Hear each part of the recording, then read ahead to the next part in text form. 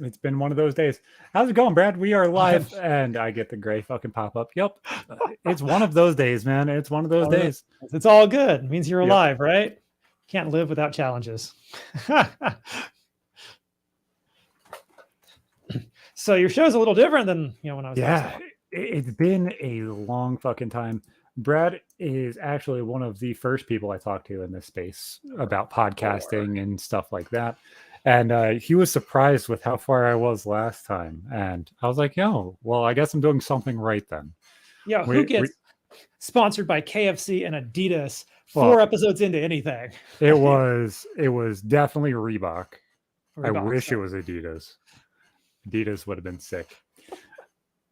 And definitely was Blue Chew. I think both of those were probably what it was. I could go back and look, but it's probably not even. But affiliate marketing at its finest was a great way to look like a normal human being that was running a podcast, and nobody really knows how to make themselves. It was all only audio. Well, I recorded videos and was trying to leverage that into something, but I didn't really start going full force with videos and stuff until probably about like 2.5, 3 years ago. All right. And goddamn, it's grown crazy since then. It's been a time and a half. Yeah, I truly am proud of you. I really am. Like what you've been able to do with this has been incredible, man. Oh, it's getting to be a really, really weird spot. I have an interview next week about all of this shit that I kind of dealt with from like childhood and all of that stuff. I have that TED Talk that I'm going to start talking to Frank about. I have YouTube videos with some of the craziest voice actors I've ever heard of trying to get that stuff done. There's too many things going on all at once for me genuinely to be like, yeah, just things. I hear you. Every day is a new bag, right? Also, congrats to Brandon Herrera, guest 2 episodes ago. Just announced he's running for Congress. That motherfucker's gonna end up winning. Cool as fuck. Brandon, you're gonna win that shit. But yeah. That was a cool fucking thing. He announced literally the day after we did the podcast. I was like, oh, wait, well, I didn't know anything about that. Did you get the residual like YouTube bump off that? Oh, my boy shared it like 2 days after he announced. I was like, dude, I love you so much. That was so cool. Right on. I was like, I want this. So he's like, I see your grind. Just let it be. You got this. And for the past 4 weeks now, I've had videos that have reached over 1,000 views or so.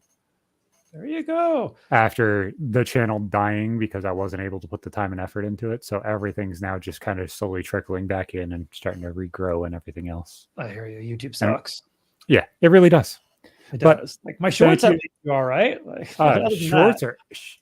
shorts either can be amazing or AIDS all at the same time. I got 20 views yesterday on 4 videos total. Like, yeah. Today, one video got like 2,000. So I hit the shorts demo literally the first couple days that they had them out. I hit 8,000 views in about 80 minutes on 8 videos. There you go. 1,500 each or so. Mm-hmm. All of them. Put hashtag shorts in the description.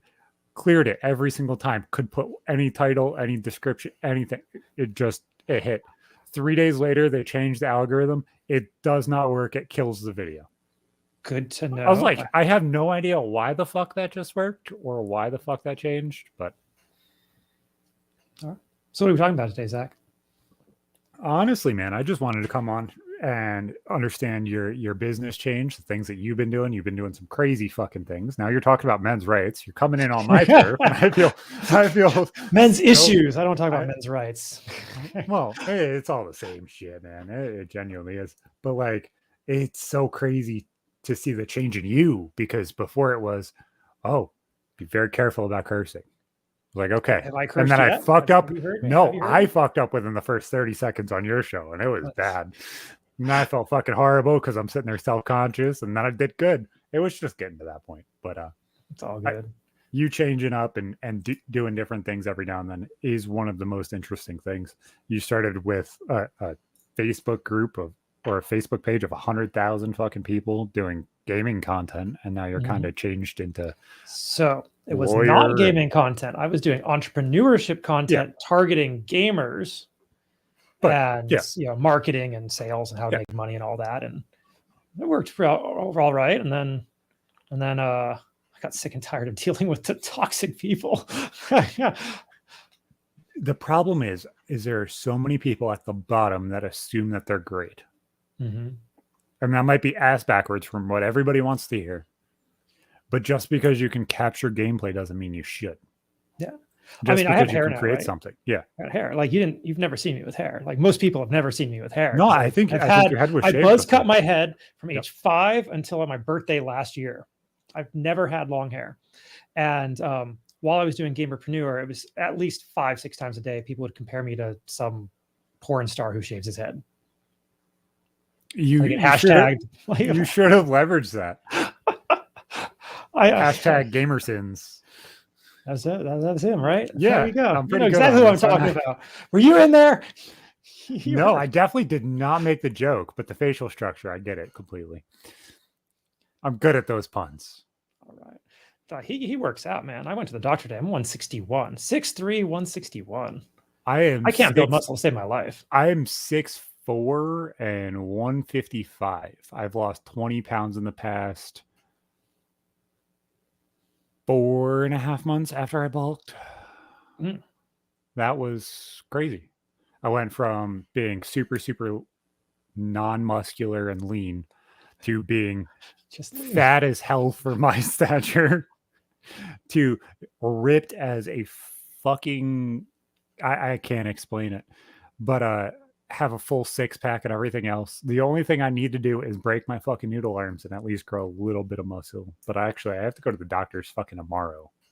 So I went to the doctor just today because I want to get some muscle too. It's asked for a hormone panel. Bro, they take so much blood for that hormone panel because you can't get T without the hormone panel. So well, you have to prove that you're not at a 65-year-old level of fucking testosterone just for it to be accepted. Yeah. And so first question is, are you done having kids? I'm like, my wife will say no. maybe I promise the genetic freak that comes out after I say maybe, it's my problem. Okay. Pretty much. But I have to be put in a thumb immobilizer more than likely tomorrow, so that's gonna be fun. Oh, that sucks. Yeah. Too much gaming. Whatchamacallit? They don't think it's completely correlated to my neck surgery and neck injury and that stuff. But they know that it's a part of it, which is they're trying to figure out now, is there a ligament damage? Is there muscular damage? Or is it just all nervous issues and blood flow issues from it not healing from my neck? That seems weird that would, show so far down the line. So it's been there. It's been there consistently. It's just progressively gotten worse. And because there's so little blood flow to my hand and stuff like that, they're thinking that that is a definite symptom of thoracic outlet, which they're like, yeah, well, the healing problem by far is going to show. It's what is it going to show? When is it going to do it? And how far is it going to show it? They're thinking that I tore ligaments and shit in my thumb. So who the fuck knows? I've been dealing with this problem for almost 4 years now. So 5 years now. Well, you could always get the arm cut off and then go full cable, like full metal, Well, that's exactly what I've said. I said, in the grand scheme of things, worst comes to worst, just get the arm cut off. I'll tell everybody after it already happens, so that way nobody worries. All right. when you have neck surgery and you're told, there's a 20% chance you're going to die, every other thing kind of just becomes a coin flip. If the coin flip's 50-50, who really cares? And you just had a baby at that point, didn't you? Right after my neck surgery, I had the baby. Yeah. Yeah. You can't die. You need to be there for your kid, man. Oh, I know. That baby loves me more than anything in the fucking world. It's not a baby crazy anymore. Is it no, she's fucking 3. Girl. Okay. Yeah. She is the one person that I probably can say has changed me more in my life than a lot of the trauma and everything that has happened to me. It is crazy. Just wait till she hits puberty and then you'll say my oldest is a girl too, and she's finally hitting that age, and fucking hell. Mine's 6. I only have the 1, and I'm just getting ready to laugh about it. My wife has no idea what's coming. Oh, it's really thoroughly not as bad as everybody makes you want to believe it is. but it's going to be worse than what most people expect it to be. And I know both those things sound like it's completely counterproductive on each other, but everybody either will overblow it as it's the worst thing ever or take it as it's not your fucking problem anyway. And it's like, if you leave it as it's not your problem, your kid's going to be a piece of shit and nobody's going to want to be around them. Mm-hmm. Or if you worry about it so much that every part of it's your problem, you're just going to bitch and complain about everything. So damned if I do, damned if I don't. No, you be attentive and take care of it the best you can, but you kind of just let them grow. You can't just fix it for them. If you fix it for them, there's a problem. That's how I treat my plants. Just let them grow. Exactly. My wife takes care of the watering. I don't worry about any of that. Exactly. Just let them grow. So what have you been doing, brother? Because obviously from the Gamerpreneur, you had a really, really interesting business model that I thought of being able to teach all of these toxic little shitheads how to kind of hone in on what the hell they're trying to do. But it seemed like nobody really was leveraging that and kind of using that in the way that we had conversations about and stuff like that. I had a few people do it. A few people actually listened to me and then did what I told them to do, which is how it works in any type of coaching, so specifically business coaching. If you do what your coach tells you, you should get a result. And most people are like, oh, well, that sounds great. And then they wouldn't do it.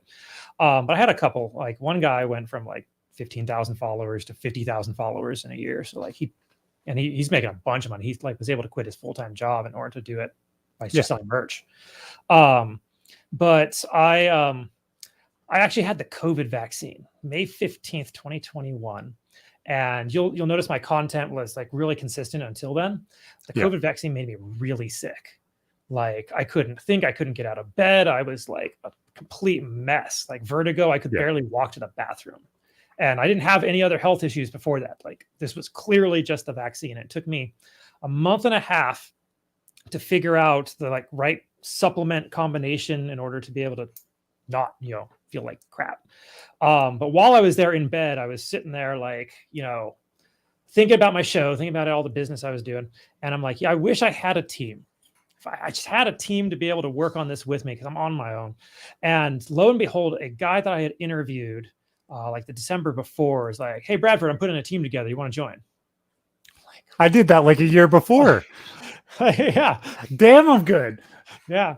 And so I joined up and we were doing, it was a mental health business. And specifically, he worked and it was advisor for various boxers. And so I got to hang out with some world champion boxers and I got to go with backstage ringside with promoters passes everywhere. And then that led me to get to go to Don King's training camp and be the first person in 10 years to stay there. It was the coldest shower I've ever taken. It was January in Ohio. They didn't turn the water heater on for us. God damn. But I got to hit the same bags that like Mike Tyson and Muhammad Ali got to hit, knowing nothing about boxing. And that was all cool, but like it wasn't quite meaningful. Like the guy who was running it was more focused on the clout than on the business. And so I wanted to separate myself. Took about a year to figure out what am I doing, because the Gamerpreneur had more or less died at that point. I hadn't done any interviews for a while. And so rebuilding my brand, I was looking at the audience on Facebook, 160,000 followers, something like that. And I looked at the numbers as 80% men, 18 to 35. Like, that's crazy specific. Like if you're selling anything, you want that kind of audience. Fucking specific. Yeah. So I'm like, okay, what kind of issues are going on in men's lives? And I came across the one stat in specific that like changed me. It's that 80% of suicides are men. Yep. Like that's super high. Like, okay, it's the number one cause of death for men under the age of 35. It's the number two cause of death overall. I'm like, shoot, why would people be killing themselves out here? And I was not involved in the men's rights or manosphere or red pill, any of that. I had nothing to do with it. I've never even seen it, other than I owned The Game by Neil Strauss back when I was in college because I didn't know how to date. And you had the conversation with me, so obviously you were able to touch it a little bit. But well, that was different. But so I figured looking into it, I found like 3 main causes of issues that were not relationship related. Because I don't know if I can be a dating guru when my wife like hunted me down and like caught me, right? Like it's tough to be that guy. So like what else is it? And I found out men feel lonely, they feel rejected by society, and they feel that they don't have a purpose in life. Yep. Okay. I thought to myself, what is like one answer to all of those? And I turned to my faith, and the answer was Jesus. And so from there on, I decided that I'm going to try to help save men's lives by giving them some reason to live, whether that's just advice or showing them other people or just leading them to God. And I do that by doing exactly what I was doing before, which is interviewing people. So I've been interviewing Republican county party chairs around the world, around the country, psychologists, psychiatrists around the world, men's rights activists, and faith leaders and business leaders. Well, it's really interesting that that was able to kind of showcase exactly what you needed to do and where you needed to change things and what started it. Because whatchamacallit, the only reaction I've heard that was worse than yours actually was my wife's. It caused her to have seizures. Oh, no. Like actual jump started like lots of fucking problems. And obviously there's much more problems around the situation than just that. But like started seizures, started having massive COVID reactions. She ended up getting COVID, even though she had the vaccine. I think she was even given 2 boosters on top of that because she was working in the healthcare field at the time. And she was told, hey, you have to do this. Ended up getting COVID. Now still gets the COVID rash, which is essentially like an anaphylactic rash and reaction to the COVID that is still in your body. That is the only one that I've heard that's worse than that reaction. When I got COVID for 2 fucking days, it literally felt like I could not do anything. So I did the man thing and forced myself to sleep and kind of just pushed through it. I had the worst migraine I've ever had, and I kept going and kept going and kept going until I knew that I was kind of okay. And then I was like, okay, well, now I'm okay enough to be awake. Yeah. That migraine, I had that for a month and a half. Yeah. And it's bad. I could not think. And I'm like a smart person. I've always been a smart person. Like not being able to think was bad. It's like when we're all done with this, I will send you the regimen I took. It's antioxidants and anti-inflammatories. And maybe it might be able to help your wife. Whatchamacallit. But the stuff with men has always kind of been the thing that really kind of made me care. And that might sound really fucked up, but like coming from somebody who's attempted suicide or thought about suicide since I was fucking 4 years old. Jeez, making it so way other dudes out there aren't feeling that same exact fucking thing or giving them a light or showing them, hey, you're not fucking alone, is the most important part of everything that I do.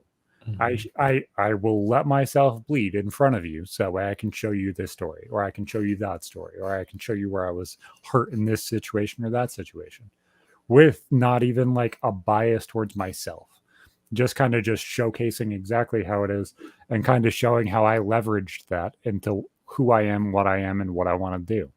If I can't do that, if I can't be that open, I can't do what I do. And I mean, really, if we could just open up, and not just us, but the people who are feeling that way, if they could just talk about it and not feel like they were a wimp or a weak or any of these things that we impose upon men. It's not only that though, and this has really kind of been a realization for me in life, not just kind of content wise, is you can sit here and be open, you can talk, you can sit here and say the things that you want to say, but that might not correlate into everything being accepted or listened to by another person. You could say that everything's wrong. You could say everything is a problem here, there, this, that, and the other. But that doesn't mean that that person's going to understand, respect, or acknowledge even what you're saying. Sure. I mean, when we treat men's mental health like we do females' mental health, it does not fix their problem. It is I actually had a guest on. He was he's a psychologist, and he said it's totally different. The way they teach psychology and how to be a psychotherapist is directed towards how to treat women. So when you're trained, you're taught how to treat women, not how to treat men. And he had to figure out how to do that himself. Like a lot of guys just want to understand how they can get respect out of a situation or have that level playing field or understand where you're coming from. It's not based on feelings. It's more based around the facts and thoughts towards it. It's based off of that trust and respect, not based around the love, care, and whatever the fuck you want to give. It does not matter. But you don't have to society validate my feelings. is not built in order to do that. They do No. not want to see that. And that is what I have come to learn since starting to do this, and just trying to even bring up any of the issues like, oh, domestic violence. Oh, women are beat so much. 70% of non-reciprocal domestic violence is perpetrated by women on a man. And there's a lot of things that a lot of people will not take into consideration in a DV situation or in situations around that. Anybody saying, oh, I'm going to die if you do this, or I'm going to die if you don't do this, or I'm going to go drink myself to death, or whatever. That is abuse. It's emotional manipulation. It's horrible. And, you know, this is, I've been so confused doing this content. Like, because to me, I'm very fact-based. I used to be an attorney. Yeah. You know, talking about my long, windy path, right? I used to be an attorney, and so the facts win you the case if you don't have the law on your side. Well, here the facts are all on men's side when it comes to pretty much every single issue. So here's a fun fact. So men die of every cause more than women. We suffer more health effects on every cause than women. In the past 50 years, there have been 15,000 articles published on PubMed that mention women's health, and 1,500 that mention men's health. Why aren't we figuring out how to keep men alive when we die more from everything? Because in the grand scheme of things, if you look at it this way, men are more likely to live it like it is a throwaway account. We are more likely to be given a situation and be like, at this point, I no longer give a fuck. I'm going to drink. I'm going to drive my car 120 miles an hour when I should only be driving 60. We're more likely to be doing the more erratic and exaggerated things, on top of doing things like not going to the doctors because we don't fucking care enough because my toe hurts. You know what I'm saying? The last one to the doctor, I hear you. Like that's the point. Like the last time that I went to the doctor was for my neck. That was 4 or 5 years ago. Like that's making sure blood flow works. You know what I'm saying? Yeah, those wellness checks are free. But as a whole, it's like, why? If everything's okay, or it's little small things like, oh, I have a hangnail, why the fuck am I going to go? Well, don't bring that up, because then that becomes a real appointment. They charge you for that. Yeah, exactly. But that's the thing, is like, at what point is it just a normal situation of, hey, they don't, which is why it's normally a problem. I don't have a good answer for you. Like, I don't personally believe in the whole patriarchy thing. The whole system is designed that we men have to be this and women have to be that. Like, I don't believe any of that. I don't agree with it either to that level. Like, I don't think that is how the entire world is made and how it's run. I think as a whole, things fall into certain circumstances, and the way the world works in certain ways is because that is the way it works. It wasn't made to work that way. It just does. Not to mention, there are actual real differences between men and women. Like I remember back on years and years ago, I was watching, I think it was TLC, the channel that doesn't actually have anything learning related anymore. And they had a show called Brain Games. And they had an episode about men's brains and women's brains. And they had them each do different tasks that the other was good at. Yeah. And lo and behold, men are bad at women tasks and women are bad at men tasks. Oh, look, we're different. But you can't say that right now. Otherwise, you're a misogynist or you're chauvinistic.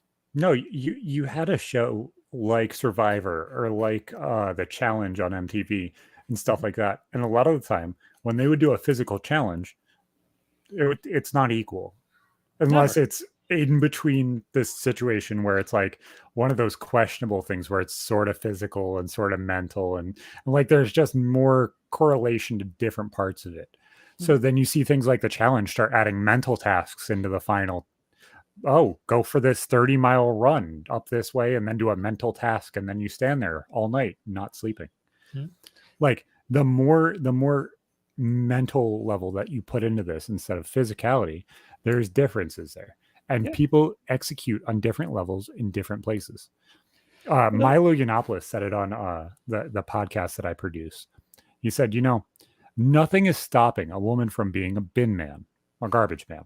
Mhm. But why do we want to live in a country or a world where every woman has to be a bin man? We don't. No. Men are better to do that. So why don't we just let them do that? And that's what they end up doing. Nobody's stopping females from going and doing it. It's just that's the way the world works. Why are we bitching and complaining? Like, Exactly. if you want equality, then you want equality across everything, not just where it benefits you. And if you're going to keep saying it only can benefit you, you're the fucking problem. Well, I'm going to pose a question. What does equality mean? The equality that they're asking for is not equality, it's equity in answer when that's impossible to predict. There you go. And that's the truth right there. It Quality of absolutely is. opportunity is what matters. And honestly, like, my logical man brain tells me that if 5% of the world does this thing or has this circumstance, then the outcome should be 5% of the world has that situation. Sure. With variance. Absolutely. It would make sense. Why don't things correlate like that? Oh, wait, that's because the world happens and there's free will. Stop bitching and complaining about outcomes. The craziest thing I heard is someone told me that meritocracy is racist. Like, how is meritocracy racist? If you have two people who come from equal backgrounds and one does better, like, shouldn't that person get the promotion or the job or whatever it is? Like, doesn't that make sense? Well, no, because we're not accounting for all this other stuff that's completely irrelevant to the conversation, but we want to bring it up anyway. Oh, I had that same exact argument with somebody. Whatchamacallit? So I grew up literally broke ass, no fucking money. My school's like 50-50 black, white. Like super, super inner city, super, super shitty people around. Everything was drugs. Everything was violence. Members of my friend group arrested for murder. Just were. Like, shit happens. Yeah.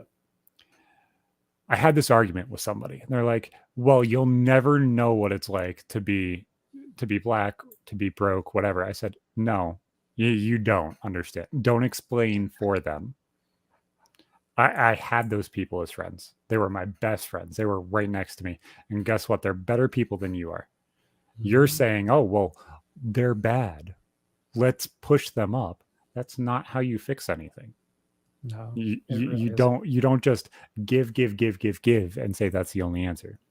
No, there has to be some personal accountability there. If you don't have that personal accountability, then what's the point of giving them anything? What are they going to do with it? Just sit there, lay there? Well, you see that problem in every single race, every single gender. It falls to everybody. If you give too much and they don't have the fight, then the fight is gone completely. No, I mean, the facts are that there's more white people on welfare than anybody else. I mean, this isn't a racial issue. This is an economics issue. America is fundamentally racist. I absolutely disagree. And the reason why is you can't just put slavery on the United States. And talking about this shit on fucking Twitch probably is questionable. Right? Whatever. Fundamentally racist means that there is hate and disequality put forth by everything that it does. If you said that it is effectually negative towards poor people, I would agree with you so much more than just based off of race. Somebody could make it here and blow up regardless of what race they are, but most poor people stay poor for their entire life. The only way that they're able to get out of that is doing extremely negative things at this point, or having an extreme fucking work ethic that most people do not have. So is it a race problem? No, it is not. It really isn't. I've worked with both the Democrats and Republicans. I've seen it at the highest levels, and it comes down to exactly what you said. It's about poverty. It's about the income inequality, not necessarily anything to do with race. No one really cares about that. And if you put race in that conversation, then you have to acknowledge that Black people were succeeding before drugs were brought into the inner cities. You have to say that their home life was succeeding at a higher level than whites during the 50s and 60s before crack was brought into the cities when fathers were still in the homes. So if you're going to say that there's a problem now, then say why wasn't there a problem in the 50s and 60s when race problems were at a higher level? It is not a race problem. We have a morality problem. I agree with Morality you on is that the one. It's problem morality, with this country. which is why we need more faith and more Jesus. And do I understand why people say that it's a religious problem? Absolutely. I understand the merit behind that argument and that fight. Being somebody who's not religiously based in that aspect, but understanding the morality of it, my morals line up pretty highly with religion. It's hard. Hey, like I'll put it this way. So I've major entrepreneur. I've been doing entrepreneurship and entrepreneurship training for years. I'm huge into personal development, right? Mm-hmm. Personal development is essentially the same message that Jesus was talking about. Love yourself, love your neighbor, be a good person, put yourself out there, help other people, and it'll come back to you. So I don't, you don't have to make it a religious thing if you don't want to. No, it's just, and I had this conversation a couple weeks ago with Andagoon. I was like, it's really hard to listen to the only positive things in your community only come from religious things. Mm. And it's like, oh, well, every food pantry is religious based. Why? Why does it have to be? It doesn't. But like, it seems like it is. You know what I'm saying? Like a lot of towns, that is the answer. It's, if you're looking for help, you're looking for support, it has to be religious based. It's not community based like it used to be back in the day. Like the community used to be religious based if you go far enough back in the day. Oh, absolutely. It's just where are you drawing that line? It's just, it's so weird when everything NA, AA, and those things are religious based. You have everything around food pantries and helping the poor religious based. And it's just like the only way that these people see an answer out is religion, which would benefit them if they had the morals. So then they go in the cycle of, well, my morality doesn't fit this. So then they have to either change their morals to me, and we're seeing that problem play out now, or we're seeing massive problems with backfighting on the morality within homes, morality within cities. So I don't have a great answer for you on that. I can tell you, I got to interview an associate professor of psychiatry, I think it was last week. And the statistics show that if you have higher religiosity, you are less likely to commit suicide. So I don't know if there's something there. Like the fact that you say that most food pantries, most social services, community-based social services are religious-based. What does that say about people who are moral but aren't religious? Why aren't they helping? That's my question internally, at least. Like, if I'm able to help, I help. Yeah. If I'm not able to help, I can't do anymore. But like as a whole, it seems like a lot of people do those things within religious communities as a way to make themselves feel better, almost. Because like you have conversations with them, so many of them are so disenfranchised. So many of them are just kind of going through the motions of, oh, well, I have to be a good person to get this thing. And it's just like, no, you're a good person because you're a good person. So being kind and being. So I was not involved in religion before really the past 3 months. Yeah. Okay. I have a Bible. I've studied that most of my adult life. That's kind of my religion. I don't go to church. Yeah. The people I talk to do not feel the way that you're characterizing them. They are doing it because they genuinely do want to help. It's not that they feel that they need to or they don't get something. It's because they want to. I think a lot of the higher level people are absolutely that way. I agree. Otherwise, it wouldn't be incentivized to do it. Mm-hmm. By their morals, by their religious. You mean like everybody else, the people who are. But the people that are like, oh, I have to go help. If I don't help, then it looks bad because they asked. It's just like the people that are incentivized to do it. Yeah, I get you. You're doing it because you're doing it because you feel like it's the right thing to do. But the people that you're like, oh yeah, you want to come help, the Lord's watching. It's like, if I'm going to help, it's no matter what, I would help anyway. So are you familiar with Bob Proctor? No. Okay, he's a mindset guy. Quote from him that I really liked was, "When you give, and that's how you receive, is by giving Yeah. more and giving." Mhm. And like your shows, like you give and give and give, and guess what? It starts coming back, right? Yeah. If you're expecting anything else in return, you're not giving anymore. That's trading. Yep. And Absolutely. that's the difference.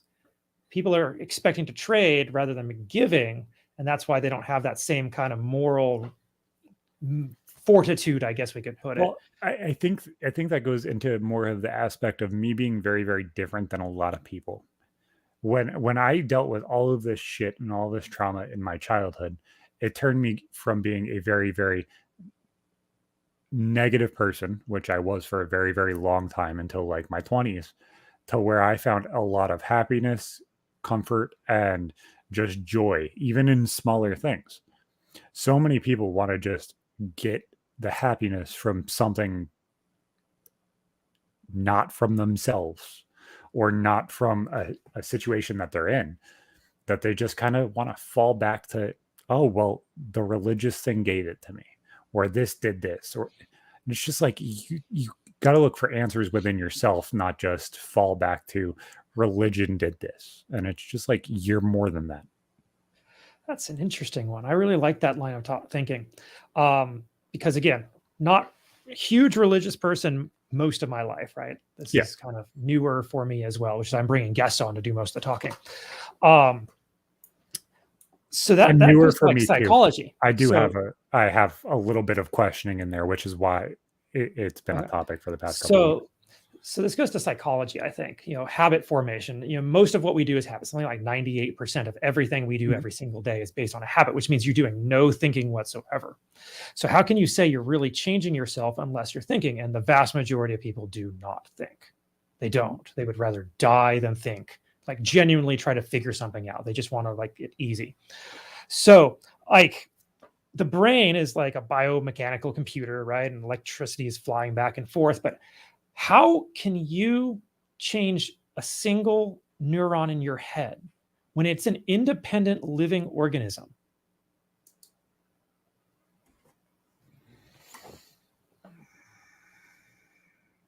It would depend on who you genuinely are and if you are able to actually. I know, like consider that for a second. So if you open any biology book, right? And I'm not that kind of doctor, I'm Yeah. just a lawyer. You open any biology book, the definition of a cell is the smallest unit of life. Yeah. Okay. It's an independent living creature. You're made up of like trillions of them. How is it any of this is actually working? How are they working and coordinating in this way that we are this creature able to have this conversation? Well, How is it your neuron knows to go across the chasm to that other neuron and then create that kind of connection?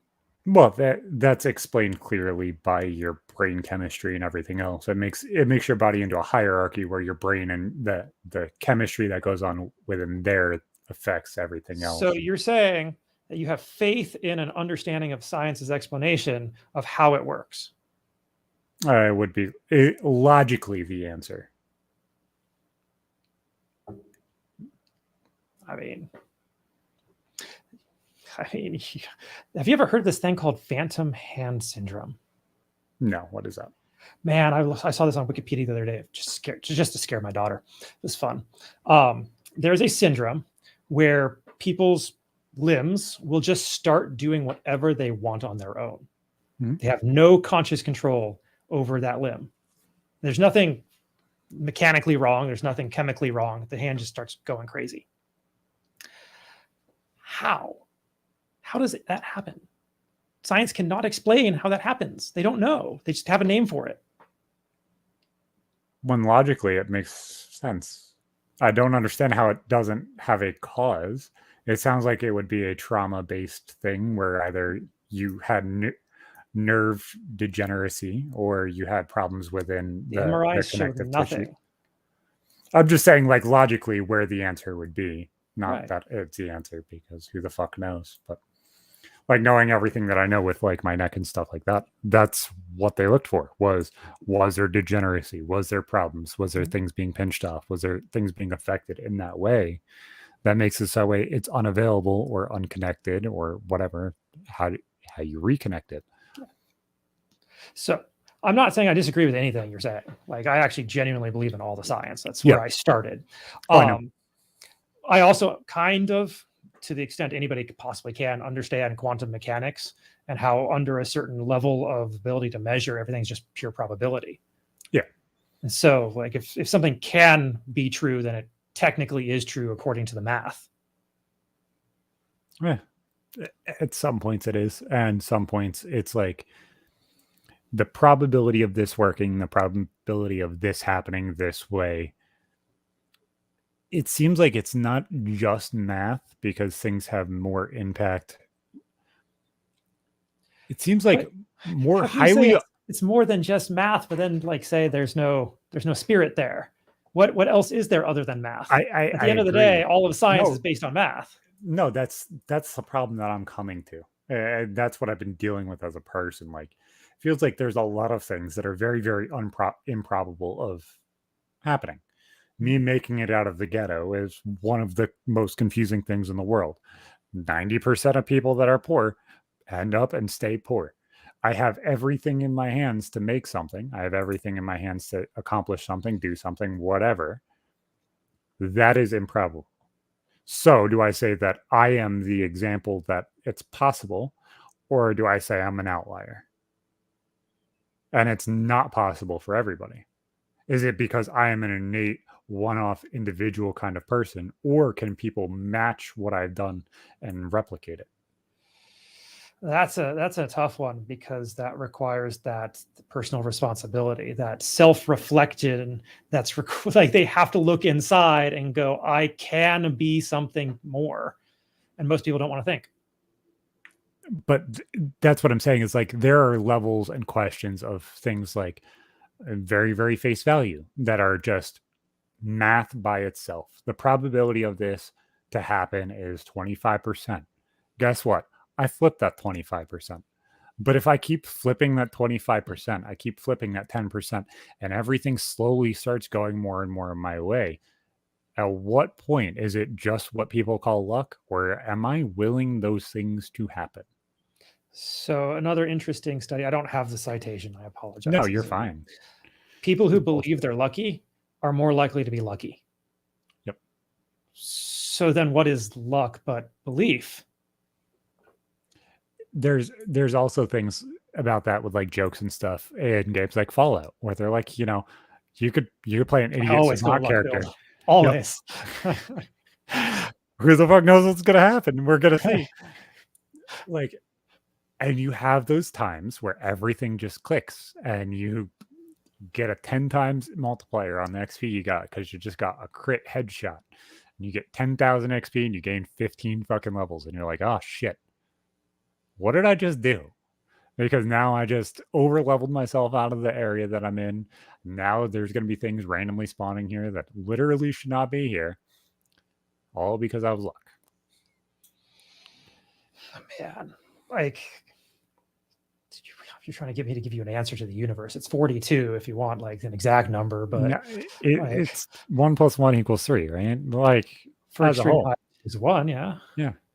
It's insane. It's insane the way that people see everything and perceive everything, and they don't want to think that there is a level of free will, free choice, free availability to the things that everybody says is completely either predetermined or you have no effect to. I believe in free will. You're trying to put words in my mouth over here? No, not you. I'm speaking as a whole. These other people. Those are people. Yes. No. If I'm characterizing you, I say you have this perception, not just the base thing of this is your perception. I won't talk for you. There's zero reason for that. It's all good. So obviously we were talking before the show because you had this article up and I got a giggle and I figured we could flow through something that happened, I think like 2 weeks ago into that article you got up. So you said you didn't hear anything about the shit that was going on with Lizzo and I've heard else. She was making her staff do stuff and that's what I was talking about. Stuff like that. This chick is one of the largest celebrities I've ever seen, and not largest by download numbers. I don't understand why this fat acceptance movement has gotten to the level it's at, but it absolutely disgusted me when the person that is the face of it has now become the person that degrades her staff for being too fat. That seems a little ironic. Yeah, yeah. And then they were in, I believe, Denmark, because that's the place. No, the Netherlands. Netherlands, I get those places backwards.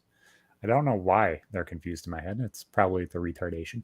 But they were in the red light district, I assume, and they had bananas in some female genitalia. And she was forcing her backup dancers to eat said bananas out of said genitalia. Gross. Yeah. And this was the reason or the availability for them to keep their job. Okay. So kind of a literal Hunger Game thing going on here. Yeah. Yeah. She could eat the Big Mac. You had to fight for that pussy banana.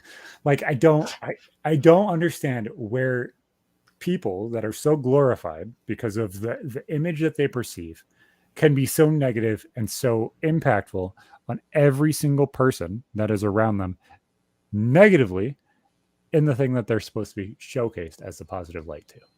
It is insane, and it's so frustrating. So celebrities are people. At the end of the day, there's good people, there's bad people, and all money and celebrity do is accentuate the qualities that they already had. So I doubt she was a good person before she was all that famous.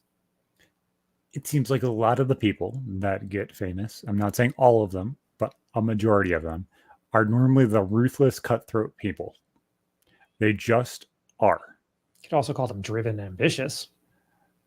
Yes, but the ruthless and cutthroat, that being accentuated by money and drive, ends up becoming the distastefulness, the frustration, even in situations like this, the being lauded for being fat. But you know what? Every other person around me can't be. It's the being exaggerated version of yourself that's just showcased as you're just an asshole. Well, that's also like, I don't think you do this, but I do see this quite often when it comes to content creators, is where they have a persona. Yeah. And to some extent, you have to have some level of persona. Otherwise, you would go a little crazy being completely open with everybody. No, to me, how I look at it is, I will tell you a story and everything factually will be true. Or I'll have a conversation about something. The thing that I will do is I will turn my goofiness up to 11. I will turn my what? Don't let the truth get in the way of a good story. Exactly. No, definitely not. But I'll turn myself up to 11, 12, 13 with my excitableness, with my happiness, with my jokes, and everything else. But everything else is very, very face value. I've had video calls and phone calls with you, and you'll see the exact same person, because the person I am in friend groups is the same exact person I portray in the show. It's that same excitable, giddy person, because that's what everybody wants to be around.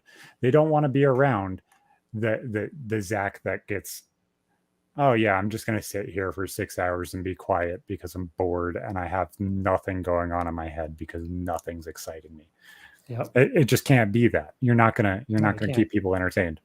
It's in some business building circles, it's called having an attractive character. No one wants to see or read a story that they sit there and watch TV all day long, unless it's Mystery Science 3000, right? No, you gotta be able to be a chameleon. You gotta be able to read your audience and be able to showcase the audience that you're around. If you're gonna be coming from upstate New York and you're gonna go down to fucking southern Georgia, you have to either make yourself fit in or you are going to stick out like a sore fucking thumb. That's right. Also, business principle. That's, you have to know your audience, read the room, exactly what you said. You want me to read this headline or what? Yeah. This is such a good headline. No. All right. So it's body positivity is for women, not lazy white guys with dad bods. Okay, so I'm not allowed to feel good about my body, is what they're saying here. It's afru.com, afru.com. So I know that you might use this one, so I'm going to try and speak eloquently. The people that post headlines like that are the same people that are lazy and horrible. They want to be like, oh, I can be fat, I can be overweight, I can go ahead and do whatever I want to do. But you're driven. You don't get to be lazy. Go make me money. That is all they want. So we were just talking about fat shaming a second ago, and I actually have to talk about my family because I'm the only skinny person in my family. Not for lack of trying, at least on my mother's part. My mother works out every single day. She's on the elliptical every single day. She works outside every single day, has always been overweight, basically since she had me. Yeah. And so I'm lucky. I've got the metabolism of, I don't know, I burn calories like you couldn't believe. I can't gain weight. I tried.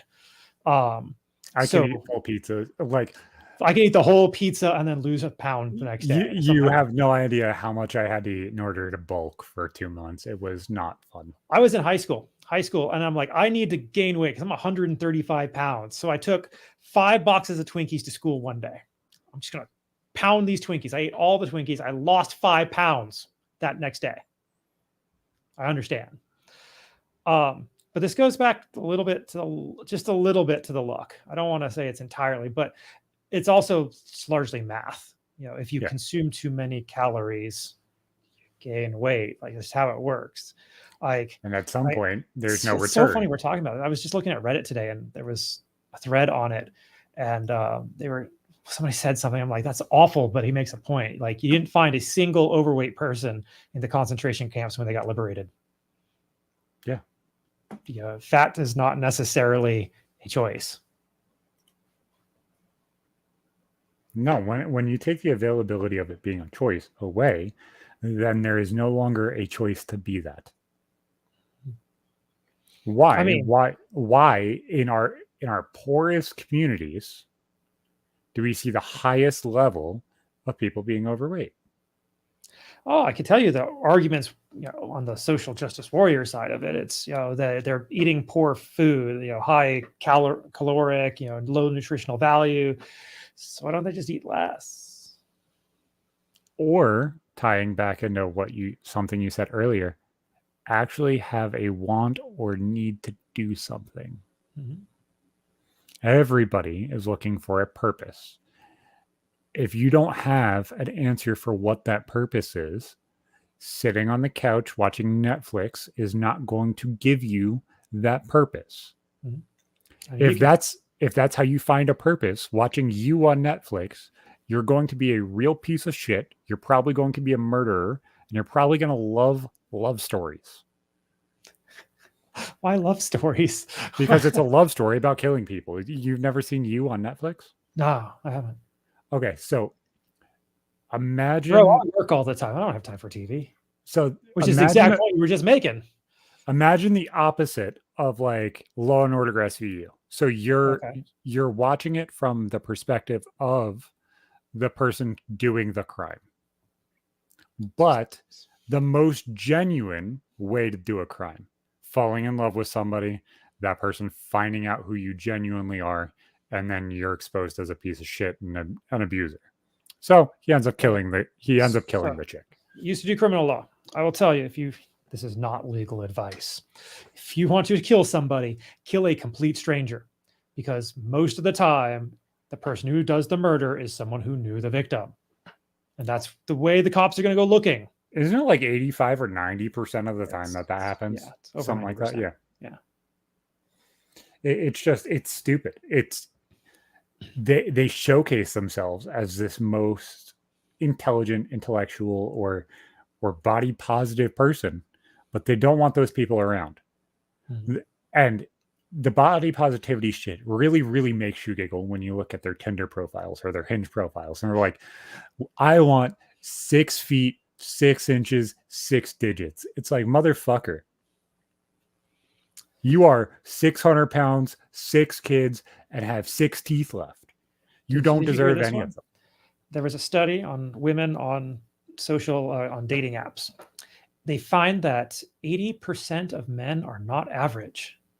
This is what women believe. 80% of men are not average. There's this dude, there's a couple of them that are on TikTok, and they found this, they're a calculator, they made a calculator, whatever. And you're like, so what's your dream guy? What race is he? And they're like, white, whatever. They're like, oh yeah, well, he's at least 6'4". You're like, okay. There's not that many of them, but okay. And then they're like, well, how much does he make a year?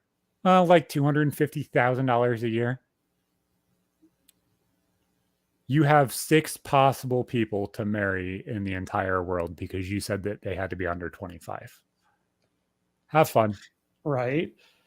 So, but it's the men who have standards that are too high. Don't you understand? No, we have to be more. Don't you understand, Zach? Oh, I get chastised for this thought. I wouldn't want to date a single mom. Hypothetical. I had the option back in the day. Back when I was still young, I had no interest in doing it. I know, and it's not even because of the used good aspect. It's not because of anything like that. And most people will get even more confused at that point.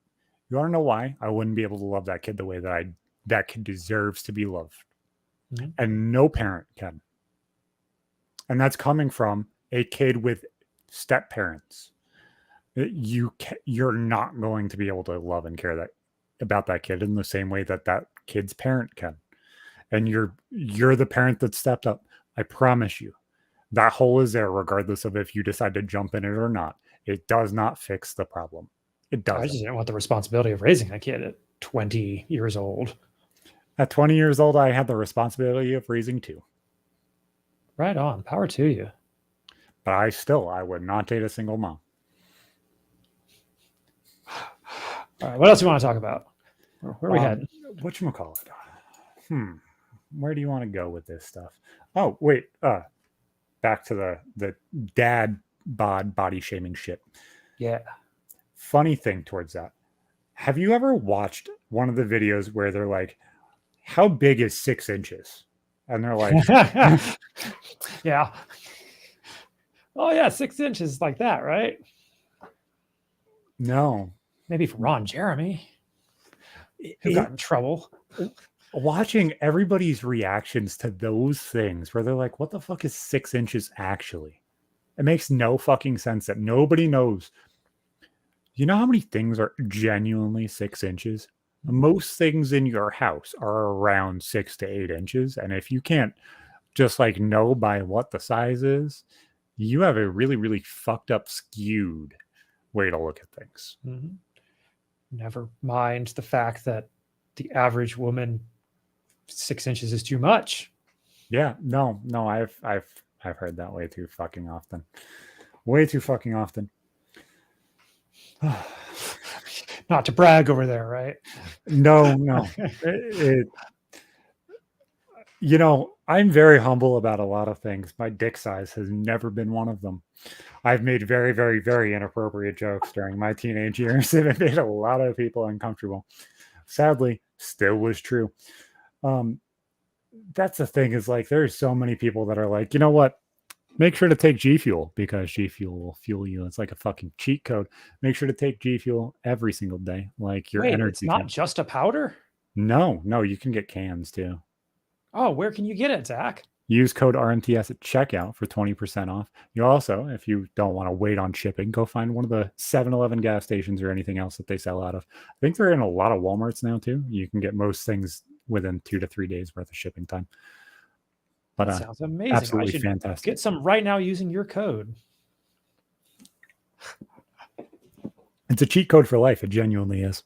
The level that I feel better on when I'm drinking Gfuel instead of other energy drinks like I have in the past, it is a different feeling. No, I actually will grab some because I've tried all kinds of energy drinks. So when I used to drink energy drinks all the time, I got to the point where I was drinking 2 to 3 Monsters a day. That's just too much sugar. I was trying to explain this to somebody. I was like, I felt sticky always. Mm-hmm. Like it felt like my life was just goo. And I don't know how to explain that to somebody else that hasn't had that feeling. You just feel gross. Now consuming zero sugar other than in foods like pastas and stuff like that, I feel so much fucking better. So much fucking better. Like I just feel clean. It feels like everything's not in sludge. You know, it's so strange because if you look at the diet from 70 years ago, back in the 50s, they ate a lot of butter, they ate a lot of meat, little carbs, Yeah. and oh gosh, they were all so skinny and healthy and active, and everybody was happy. And maybe not everybody, I don't want to say that, but No, but it's nowadays we got corn chips and we've got Funyuns and no, crap. and it's even more in an exaggerated way. Have you heard the studies based around like the indigenous tribes and stuff, where there'll be like none of them die from cancer, none of them die from being overweight, none of them kill themselves. Why? It's their diet. I mean, Because if they're you not. look at the old hunter-gatherer diet, most of them lived just as long and healthier than we do. The health declined when we moved to the agrarian society. People lived less time. They had more health issues when we switched to farming instead of just going killing stuff. Well, there is a life expectancy change if you go by average. So, like if you're going by the average of hunter gatherers, you're looking 40, 50 years. Was there a hell of a lot more problems at that point? I think so. I think there was a lot more direct things that had a more impact on that than a lot of people. For sure, but I don't know. It's tough to say what the human animal was like 100,000 years ago and whether we were anyway the same. Well, you see that a lot with things like celiac disease, lactose intolerance, and all of those differences in who we are as people. But the fact that there is no cancer, that means that it is not a natural thing that happens. There is no suicide. Okay. So what is the difference? I was going to say, I was watching a keto show. I think it was on Netflix years ago. And it actually convinced my wife to start keto, and she dropped like 5 pounds a week for 3 months straight when she did it. They were talking about cancer and how this one lady was diagnosed with cancer, and the studies show that cancer is fed by sugar. If you cut out sugar, you cut out the carbs that turn into sugar. Again, this is not medical advice. I'm not that type of doctor, but the cancer died. She went into complete remission. Yeah, it's absolutely insane. It's insane that people that are no different from you and me, the only thing is their life choices are different, have zero expectancy of cancer.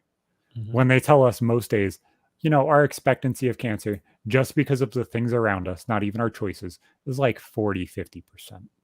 It's also higher for men. Yeah. Like the fuck? Even though women eat the same stuff. Isn't that kind of strange? The strange thing is the only cancer that women have to themselves is uterine or ovarian cancer. Men can get breast cancer too. Oh, I don't think women can get testicular cancer. Or prostate cancer. Or prostate cancer, which prostate cancer kills at the same rate that breast cancer does, but gets 1/10 of the research and funding and any of that. Yeah, it's scary, man. It's scary. I had one of those scares last year, and it was one of the greatest feelings to be able to be like, I don't have cancer. Right on. Glad to hear that. It made me feel like, yep, once I have these scares, absolutely, guess what? Still not going to the doctor for them, because the second that it correlates in my head that there's a problem, we have lots of problems. I'm just not going to care. I'm not going to keep going. It's going to be me still, because I feel like I'm going to get so disheartened by that answer of, yeah, you have cancer, you have this, you have that. And I'm just going to give up. Okay. Sounds more like that mind over matter stuff. Science be damned. Well, yeah, you have to be at some point. It just falls to that. Why do so many people die of cancer when they go to the doctor and get diagnosed with cancer? Is it the fact that they know that they're diagnosed with cancer, or is it because they just have cancer? I don't know if there's any studies on that particular one. You know what I'm saying? Like their mind and mentality at that point has to have some level of impact on being told that they have cancer and they no longer have a will to live.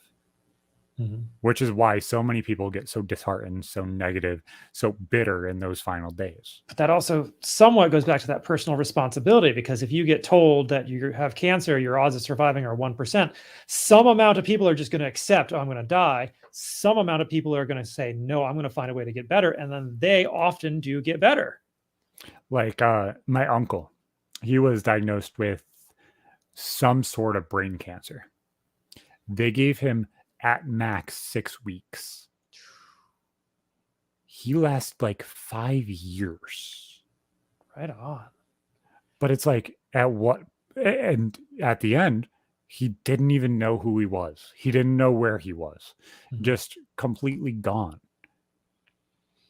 At that point, man, like, why is it your job to take care of me? Why is it your job to tell me where I'm at? If I'm going to die anyway, I don't want to be sad. Just let me fucking go. I'm good. So what? Put him on an iceberg like the Eskimos? Just send him off to sea? Yeah. But like, no, it's just, it's weird. It's really fucking weird that indigenous tribes don't deal with that. That is really weird. It's really weird. But they also die from simple infections, unlike we do. Yeah. Well, that's definitely a much, much bigger issue. So I heard this fucking TikTok the other day. And it made me question something pretty heavily. A daughter goes to the therapist, gets diagnosed with intrusive thoughts. Oh no. Okay, go ahead. I'm sorry. Not with depression, just intrusive thoughts. Comes home, is like, Dad, diagnosed with intrusive thoughts. He's like, what does that mean? She's like, well, there are some days I just want to die. He said, oh, really? So right now, you could have a thought that you just want to slam your laptop backwards and break the screen off of it. She's like, yep, definitely had that one. He said there's some days where you pick up a knife and you wonder what it would feel like to throw it across the room. She's like, yep, definitely had that one. She said, there's also days where I've felt like driving off of a cliff. The dad turns around and says, honey, have you had any of those? She said, yeah, I have those daily. There's some days I really wonder how you made it through childhood. Dad's like, yeah, you know what? I've dealt with those too. You're human. Yeah. Maybe you should stop listening to just diagnoses. Maybe you should just realize that everybody deals with those things. It's okay. I like to say that, the types of thoughts that I have, and I can't believe I'm the only one, especially since I talk to other guys and they're like, oh yeah, we totally do this too. Yeah. The most heinous thoughts come into your mind. Things that you would never, ever, ever tell anybody else, right? Yep. When your wife looks at you, goes, what do you think about? Oh, nothing. Because it's now gone. I'm never going to think about that one again. Nope. It happens. Thoughts are gone. It's gone. No idea. I don't need to act on it. It just popped in. Intrusive thoughts. Like, come on, that's called thinking. Letting ideas come. Like, you don't have to act on them. Exactly. It's like we have two problems. Why are they never good? Why are they never good thoughts that pop in? I should go start a charity. Like, guys, we don't have a fucking impulse or a mental health problem. We have clearly an impulse problem. That is it. Your problem is your trigger is way too much of a hair trigger. That's right. Some people don't have, like, you got to watch out for them. They really don't have any impulse control. I've seen people fly off the handle and do some awful things just because someone looked at them wrong. It's fucking hell. It's fucking hell. So many people just genuinely don't fucking get it. They don't get that there's correlation in between what you do and how it impacts other people, or who it will impact down the road, and the way that this entire thing is going around men's mental health and men's rights. It's weird. It's really fucking weird. Mm-hmm. Because anybody who doesn't see it in a positive light is just going farther the other way. Not trying to understand the points, but now chastising anybody who says anything positive towards men's mental health as a negative entity as a whole. It's the discrimination Olympics. I heard someone Yeah. say that. It's, well, you can't have it that bad because I or we have it worse. Never mind that, like, my issue is a real issue and I'd love to help you with your issue, but I'm trying to get through mine. Maybe we can, like, let me talk about mine with people who, like, care, and you can deal with yours over there. But they don't want to do that. They don't want to do that. And, like, if you look at the statistics, if you just look at the science, because that's what I started with when I restarted my show. Just look at the science, bring scientists on. Yeah. Everything says men have it worse in almost every single metric. But you bring that up, oh, well, women get sexually assaulted more. Hopefully I didn't just get you to get knocked off. No, you're good. That. But if you actually look at the numbers, if you look at past year data, so if you look at lifetime numbers, yes, women get sexually assaulted more. But if you looked at past year's numbers, the last time the Department of Justice put out these numbers, men had it worse. Well, they don't correlate jail problems, prison problems at all in any of those studies. No. Never mind that most states, their rape laws do not define rape in such a way that a man can be raped. Yep. So are these even real numbers that they're trying to bring up? I've been told so many times, oh, you're cherry picking statistics, Brad. Like, I Googled it. Like, you think I'm, like, searching the bowels of the internet for this one study to show this? No, like, it's from the government. Like, what do you want me to say? No, and they classify anything that's non-vaginal as something different than rape. Mm-hmm. So therefore, it is impossible to have that clarified at all. Yeah. Yep. Like, it's asinine because it all comes down to just linguistics and saying all of this shit. But at the same time, you have a whole bunch of people that are still disenfranchised. You have a whole bunch of people that are not listened to. You have a whole bunch of people that deal with these things on a daily basis. And just because things aren't equal or things can't be said in a way that people accept hearing it, all of a sudden there's a massive problem. And it's the stereotypes that get thrown on us as well. Like, I had some people in my comments the other day talking about how they don't feel comfortable being at parks by themselves. Just a guy in a park, because God forbid some mother see the guy just sitting there on a bench enjoying the nice day. He got the cops called on him. Here's the funny thing about child abductions, though. Okay, 90% of all child abductions and kidnappings are done by a family member. All right. Of that 90%, 70% of the time, it is either the mother or a female family member that does it. So why are we so worried about men taking kids when it's the women you got to worry about? There's also big disparity in that, and a lot of people don't know this as well. If you are in a custody battle and you do not show up at the specific time that transfer of children is supposed to be, that is kidnapping. Mm-hmm. Yep. So think of how many of those kidnapping charges There's aren't because some wiggle room there. Like, having been in a law firm. No, but like, if you're like, I'm not turning over the kids, there is too many problems now. Yeah. Or if you do it in the negative way, either way, whether you're doing it provocatively or aggressively, it does not matter. It is always seen negatively towards kidnapping. Mm-hmm. Yeah. And it's like, the fuck is genuinely going on? You're creating a system, you're creating a cycle to where the only answer is listen to what is provided in front of you and given to you. And if you don't, complain. Don't complain. Don't say anything. Nobody cares. Nobody wants you. Just shut up. Mm-hmm. I think about the first episode of Mad Men for a moment, because in that episode, he's Don Draper's at a birthday party for some kid, right? And somebody else's kid is acting out, and he smacks the kid because, it's community. We take care of everybody. But now we have situations where guys are afraid to help children because they don't want to be seen as a pedophile. Just like, what is wrong with this society? How did we go so backwards that we can't help a child in need? It doesn't make sense to me. Whatchamacallit? There was one of those Reddit stories that popped up. Those are fun, aren't they? Yeah, I dumbest fucking content. Love it. Yeah. Love it. Why these people aren't using AI voice robots to make other people's voices tell it. It would really be fucking interesting why this story wasn't told in a dude's voice that's not Siri. But the guy was like, yeah, so I was at this birthday party and one of the girls fell down and cut above her nipple or her titty, whatever. They were nondescript. I'm just kind of filling in the void here.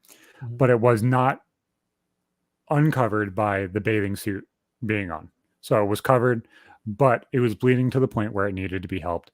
This guy was a doctor or an ER person and just hopped up and started helping. Which he's legally required to do in Yep. many cases. Yep. Most states you are. So he's like, he even clarified, he's like, are you comfortable with me helping you? She said, yes.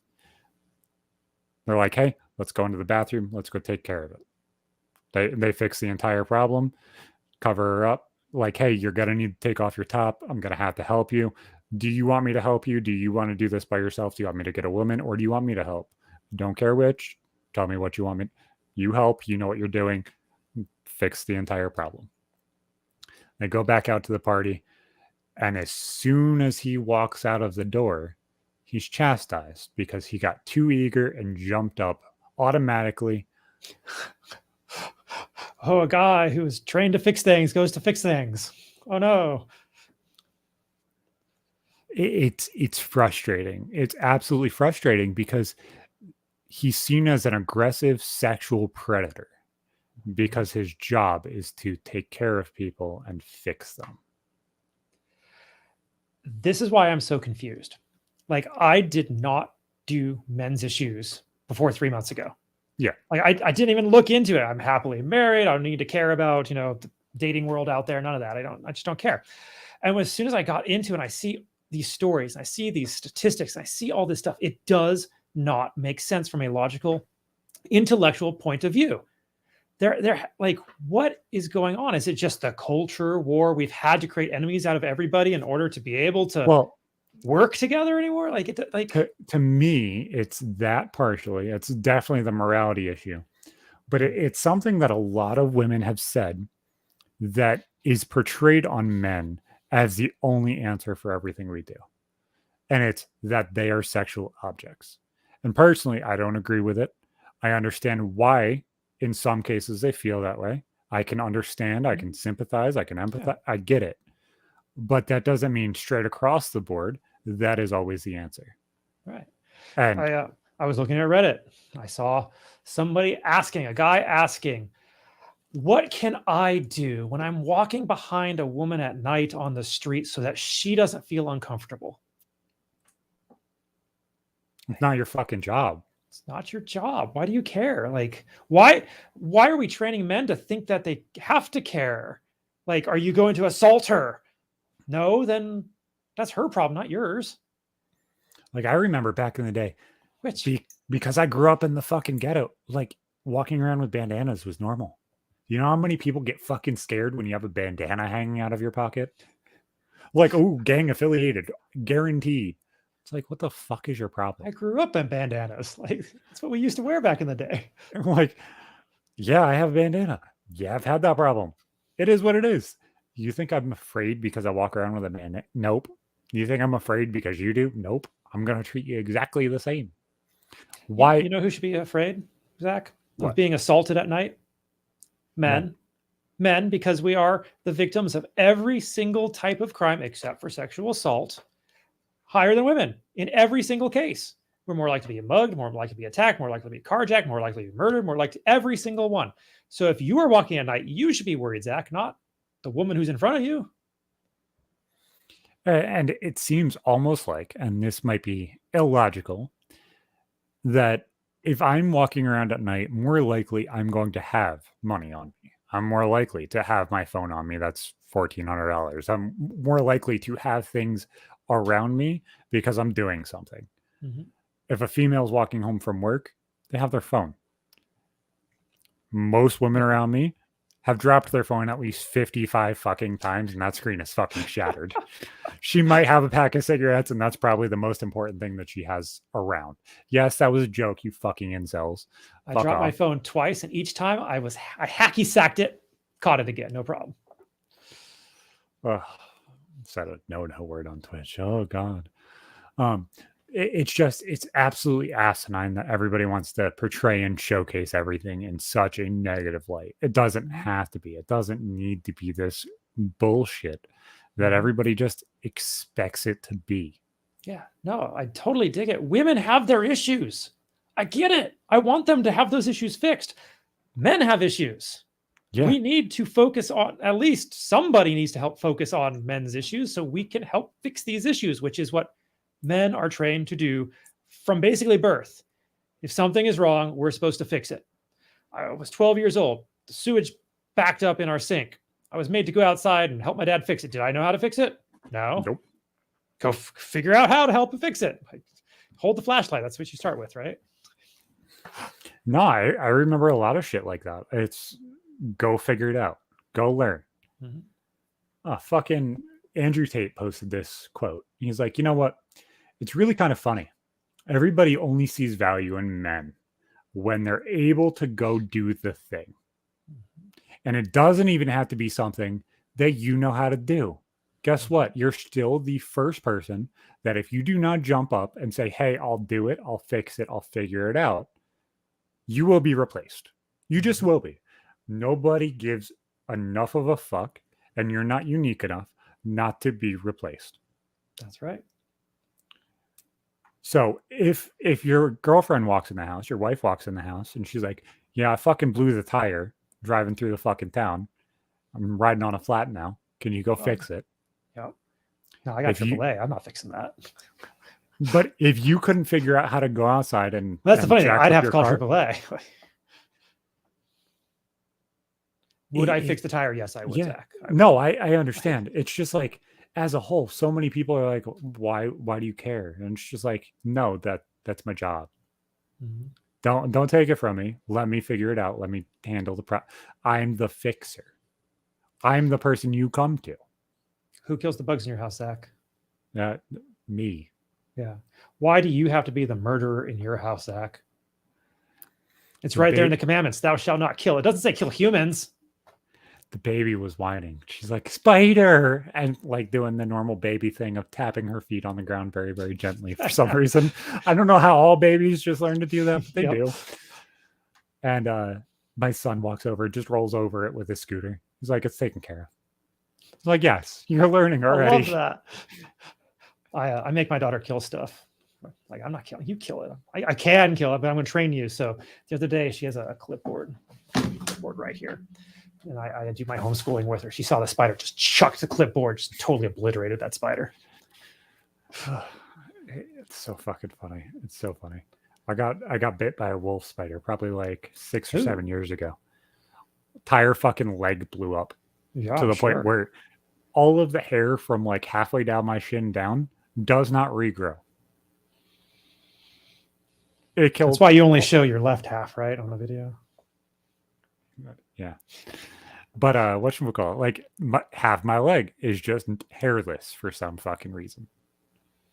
She's like, because I had to get my leg checked out when I got my hand checked out too, because I have a high ankle sprain to the point it's lasted 3 years. They're like, yeah, that's gonna have to be surgically fixed. You're too fucking tall to be walking on this and still be here.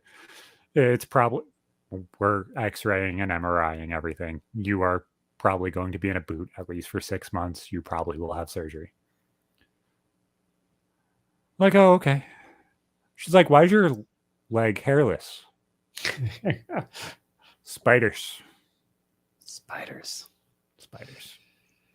And you I can't believe you saw the doctor about that. What, my leg? Yeah. I had the hand appointment too, so I just had them both at the same time. It had nothing to do with the leg. Yeah. I tore my meniscus in my left knee. I've never had it fixed. I didn't have my meniscus. I can barely run. Right knee. Yeah, I didn't have my meniscus. Someday I'll see the doctor about it. Yeah, I tore my meniscus in my right knee. I had my feet up on my TV stand, and I had one of those, the X rocking chairs that they still sell that used to be like $20 back in the day. the retarded ass gaming chairs, had my feet Yep. up. And my baby at the time, who's my oldest, walked over to me and wanted me to hold her. But she wanted me to do the like bounce on the knee thing. Yep. And she jumped on my leg. But like not baby jump to where she just like landed back on her feet. She Went, like, jumped and suplex on you. Ah. no, she jumped and expected me to catch her. So she lifted her feet and wrapped her feet around me, and her entire weight compressed my knee backwards. You know, there's a warning book about this made for children. It's called Hop on Pop. Yeah. It's the moral of that story is don't hop on pop. Do you know So- that got banned from some No. libraries? Because Well, it it's part promotes of the violence. patriarchy. It's part of the patriarchy. Yeah, it promotes violence. You know, Like what? dads don't ever have anything to do with their kids. Why would you expect that? Right. Why would you hop on Pop? Pop's never home. He went to go get fucking cigarettes and milk 10 years ago. And 10 we never years saw him ago. again. You're That's not how first, you're that's how last. dads are supposed to be in the house. Like, what the fuck are you talking about? You're in men's rights now. You should understand that 10 years ago. This whole That's the thing's a joke. expectations. This whole thing is a joke. Oh, actually, speaking of single parent households, do you know whose children ends up committing more crime? Single mothers or single fathers? Well, I know the answer. It's single mothers. Yeah. Isn't that interesting? It's almost Well- as if men teach their children not to commit crime, or at the very least get away with it. So I heard this, and it's kind of rung true everywhere that I've kind of looked. Mothers will teach the lessons, and dads will teach the morality. And if you grow up without one of them, lessons can be filled in, and morality cannot. I like that.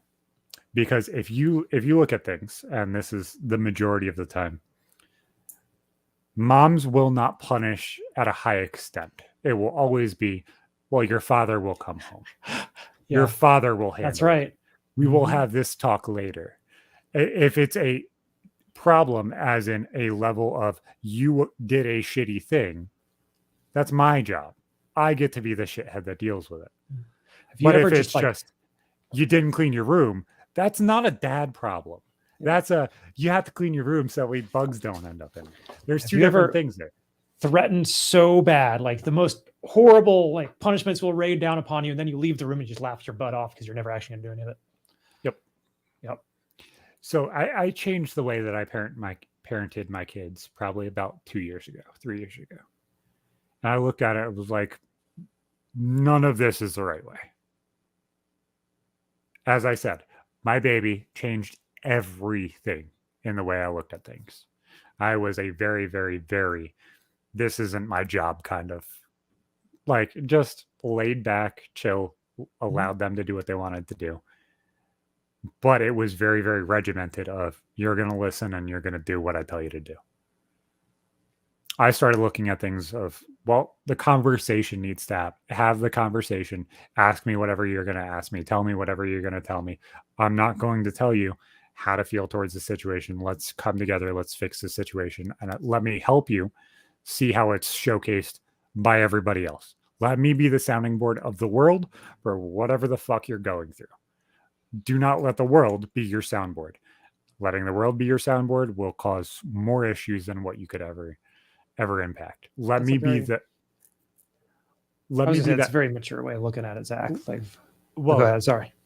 with the way the world is now and how disenfranchised and disgusting it is, if you're not that soundboard or that protection in that way, the level of morality that you're trying to instill, the level of morality you're trying to showcase will never fully stick. Mhm. It will always be, well, I'm going to be degenerate. I'm going to talk about sex. I'm going to do these. If you don't want those things to happen, let me be the soundboard. Let me showcase you why it's wrong. Let me showcase why that morality needs to be there and what the problem is before the situation gets worse. So let me put you in a bind here and ask you a question. Hmm? You've been in the situation where your wife wants you to punish the child for doing something and you listen to the story and you realize the child was in the right. I How correct. do you handle it? I correct. I've openly not only said that I am in the wrong, but everybody else, this person, that it does not matter. I'm right. We there. are all That's people. the way to do it.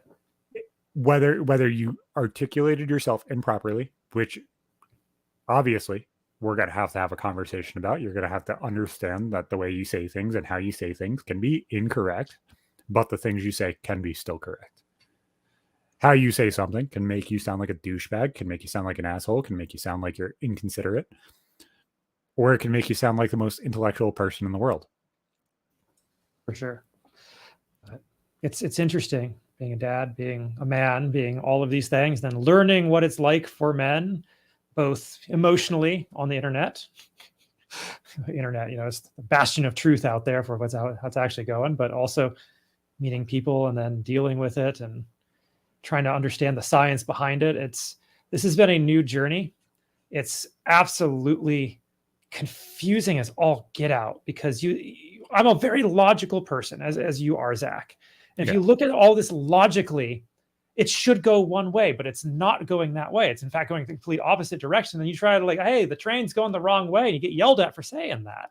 No, the reason why it's going that way and the reason why it's being showcased that way, and you could look back at early 2010s as examples here.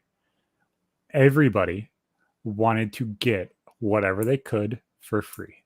Everybody wanted to get and be the most important thing in that whole feminist culture. When you saw Hillary Clinton start running for president and everybody's like, I'm with her because she's a female. That was the only reason, just because she's a woman. Then Obama because he was black, and then showcasing whatever tag that they're going to stick on you, whether that's poor, white, black, female, male, whatever they're going to use as that tag, that is going to dictate how much value you have in whatever argument or thing you're saying is. Mm-hmm. And it's slowly become to the point where straight white males have been so disenfranchised and so unheard that there is such a problem, not only with just white straight males, but going all the way through males as a whole, that nothing has been affected in the proper form or fashion since probably the 90s, where you have the anti-people going against abortion. You have the third level feminists saying that they were being treated unequal. So when there was no backing towards that at all. Nearly everything you said, except for the word disenfranchised, which means we're losing the right to vote, which we're not. But we are being disparaged. I've heard disenfranchised used different ways. Disenfranchised means, if the franchise is the right to vote, disenfranchised means you no longer have the right to vote. Yeah, I'm retarded though, so it's okay. That's all right. Yeah. That's what I'm here for. But as a whole, it's such pandering bullshit the way that people want to uphold things. That's what it is. And we're slowly going to lose those rights. We're going to lose a lot of things if people don't wake up and realize that giving away to just mob rule, we're going to lose everything. Mm-hmm. And that doesn't matter which side is ruling. It doesn't, because at the end of the day, having been in both parties, seen the top levels, dealing with them all, they are the same. Everybody do not care about us. They just want the power. That's all they want. Mm-hmm. But that's been Real Men Talk Shit. It's been a fucking while, Brad. Thank you for coming on. Absolutely, for sure, Zach. Anytime. Don't make it another 118 episodes, all right? Hey, it is what it is, man. It's been a fucking while. Thank you for coming on. Thank you to Gfuel. Go check them out. Use code RMTS at checkout. We'll see you fucking next time.